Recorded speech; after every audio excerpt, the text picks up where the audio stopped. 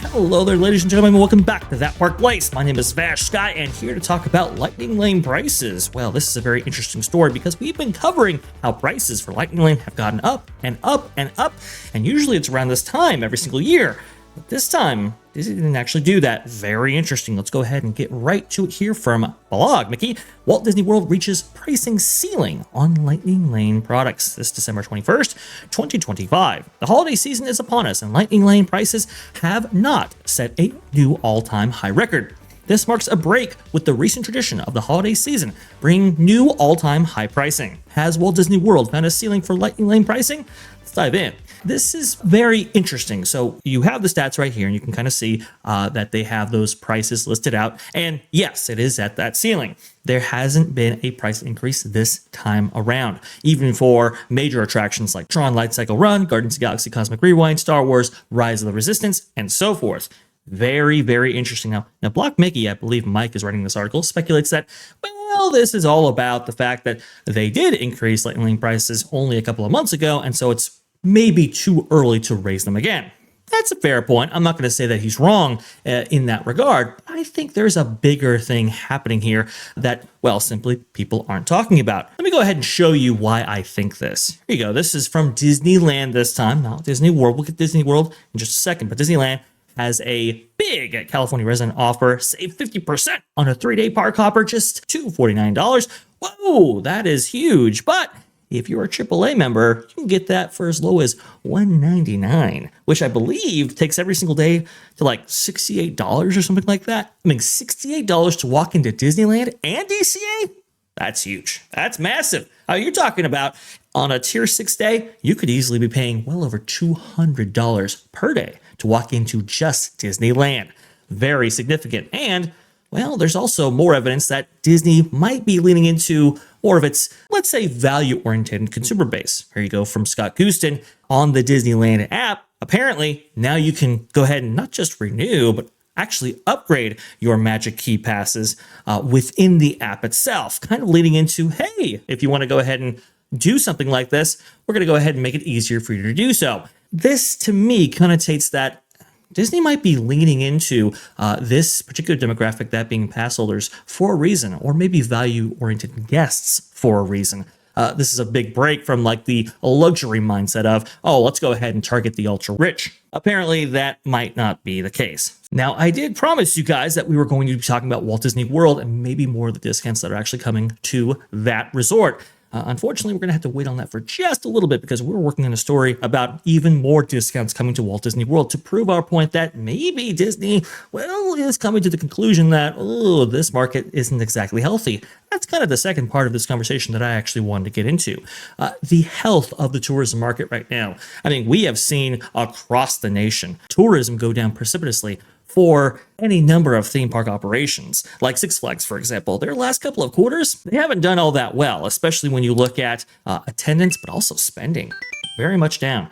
United Theme Parks and Resorts, that hasn't done very well either, that being the proprietor of like Busch Gardens, for example, or SeaWorld. And we keep hearing about Vegas and how Vegas has really fallen out of favor with the American tourist and even international as well. A lot of people going over there and not finding the same value that they had in previous years. And so I think Disney is looking at this. I know they're looking at Vegas because I have heard from years past that Disney believes that its main competition is not Universal Studios Hollywood, at least out in California. And it's not out in like Knott's Berry Farm, for example, or Magic Mountain. No, they consider Disneyland, that is, their main competition to be Vegas. So I know they're looking at that market and going, we don't want to end up like them. We can't nickel and dime people to death because eventually it's going to catch up to you. I think Disney is even coming to that conclusion. Now, I'm not saying that they're going to stop nickel and diming, and I'm not saying that prices aren't going to continue to increase the way they have.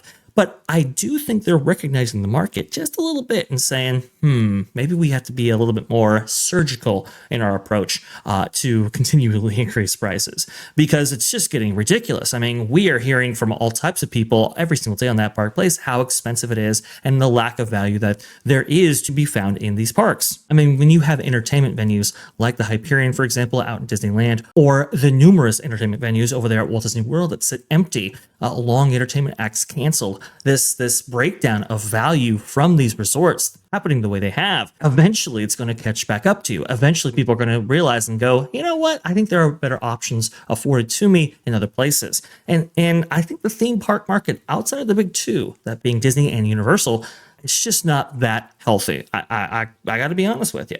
I think we are seeing a seismic shift in not so dissimilar fashion that we actually see in the theatrical market. When we look at theatrical, it just hasn't recovered since the pandemic. And I don't know if it really is ever going to, especially with Netflix doing what they're doing with Warner Brothers.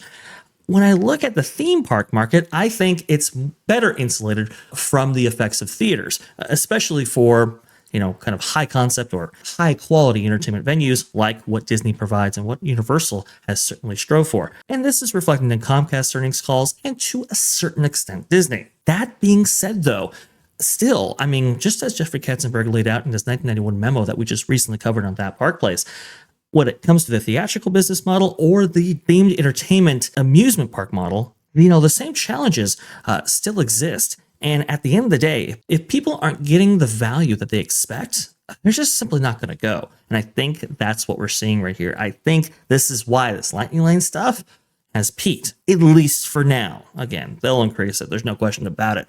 But before the holidays, this was a prime time to do so. And they didn't. And I think that says something right there that people should acknowledge. And it's a story that nobody's talking about right here, but I want to hear from you on what you think about all of this. I want to hear from you when it comes to pricing and your experiences with it. Do you believe that Disney's getting smart about this? Do you believe that Disney is finally recognizing the market and the market conditions that are laid to bear here? Look, the economy is not doing that well. It just isn't. Consumer confidence is at its lowest point possibly ever, according to some surveys out there. Do you think this is recognition by Disney on that front? Or do you think it's just, Disney's gonna Disney? Please let me know in the comments below. Additionally, I want to say something as well about this new CEO race that we are currently in, that being with Josh D'Amaro and Dana Walden. Josh D'Amaro gets in, there might be this idea that, hey, you know what? Let's go ahead and slow this stuff down, preserve the product while we invest in entertainment. But if Dana Walden gets in, I do suspect that instead of slowing down on pricing, I think it'll ramp up precipitously.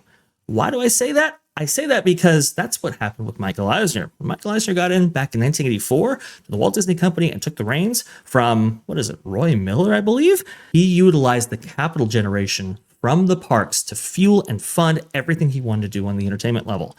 That's when we saw the big surge in pricing of tickets and so forth at the parks level. I do believe if Dana Walden gets in, she's going to be looking for that same capital reserve as well. So this is perhaps a volatile time for the Walt Disney Company. We will see what they actually end up doing.